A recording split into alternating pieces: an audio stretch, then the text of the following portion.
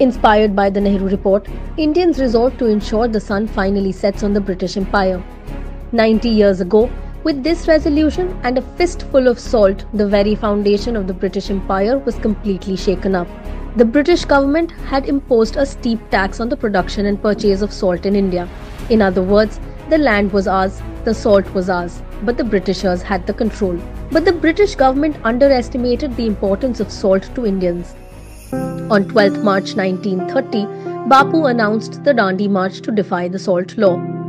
On March 12th, Bapu with a hand-picked group of 78 volunteers marched from Sabarmati Ashram to Dandi, but after covering 240 miles in 24 days, on April 6th, they found that thousands of supporters had joined Gandhiji and reached Dandi. As the first rays of sun dawned at 6:30 am, Gandhiji picked up a handful of salt on the beach of Dandi and said, "With this, I would shake the foundation of the British Empire."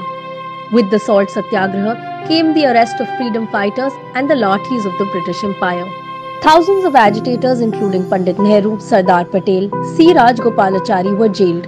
Lathis came thundering down, but the people of India, who had dreamt of complete independence, would not be frightened. Even Bapu was arrested on 5th May, but by then the entire nation had been influenced by the Salt Satyagraha. And in order to boycott British salt, Indians across the country began producing their own. This Satyagraha, which challenged the British tyranny, attracted the attention of the whole world. The greatest success of the Salt Satyagraha was the participation of all castes and classes, from Hindus to Muslims.